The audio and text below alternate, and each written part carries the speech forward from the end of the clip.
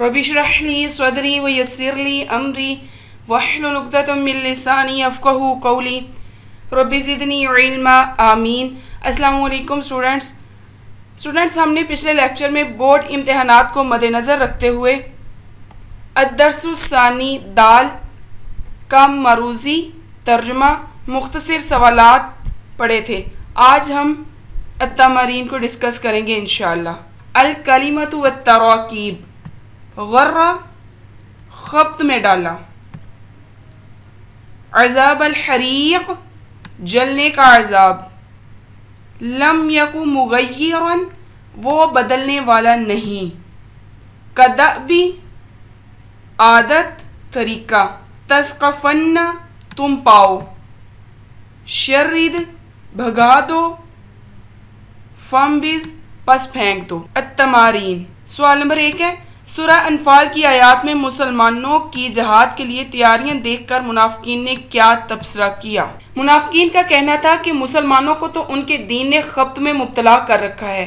ये देखकर कि मुसलमानों की मुट्ठी भर बेसरो सामान जमात कुरैश जैसी ज़बरदस्त ताकत से टकराने के लिए जा रही है, आपस में कहते थे कि ये लोग अपने दीनी जोश में दीवाने हो गए हैं, इस मार्का में इनकी तबाही यकीनी है। मगर इस नबी सल्लल्लाहु अलैहि वसल्लम ने कुछ ऐसा जादू इन पर कर रखा है कि इनकी अकल पर पर्दा पड़ गया है और आंखों देखे ये मौत के मुंह में जा रहे हैं। सवाल नंबर 2 है, कुफ्फार की जानिब से अहद शिकनी की सूरत में अल्लाह ताला ने नबी अकरम सल्लल्लाहु अलैहि वसल्लम को क्या हदायत दी। ये अहद शिकनी का ख़ास तौर पर इशारा यहूदियों की तरफ है। मदीना तशरीफ़ लाने के बाद हुज़ूर सल्लल्लाहु अलैहि वसल्लम ने यहूद से बाहमी मददगारी का मुआहिदा किया था और पूरी कोशिश की थी कि इनसे खुशगवार ताल्लुकात कायम रहें। यहूद इस मुआहिदे के बावजूद कुरैश से मुसलमानों के खिलाफ साजिशों में मसरूफ़ रहे। जंग बदर में मुसलमानों को अल्लाह ताला ने फतह दी तो यहूदियों की आतिश हसद भड़क उठी। मुआहिदे के बावजूद उन्होंने मुसलमानों के खिलाफ अपनी साजिशें तेज़ कर दी। जंग बदर में भी उन्होंने मुसलमानों की कोई मदद नहीं की और इस तरह बदअहदी के मुर्तकिब हुए।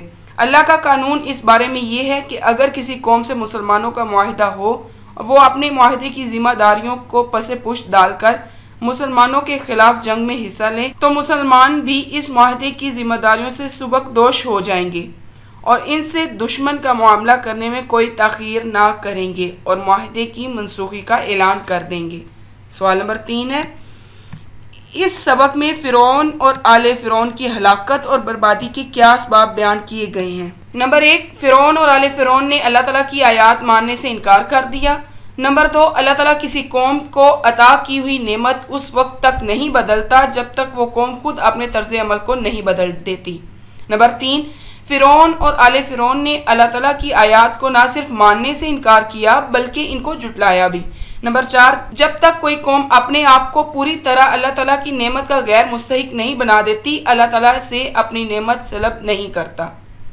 फ़िरौन और आले फ़िरौन ने कुफराने नेमत किया, इसलिए हलाको बर्बाद हुई। सवाल नंबर 4 है, मदरजा झैल आयात का मफ़हूम बयान करें। वलौ तरा इज़ यतवफ़्फ़ल्लज़ीन कफ़रुल मलाइकतु यज़रिबून वुजूहहुम व अदबारहुम वज़ूक़ू अज़ाबल हरीक़ ज़ालिका बिमा क़द्दमत अयदीकुम व अन्नल्लाह लैसा बिज़ल्लामिन लिल अबीद।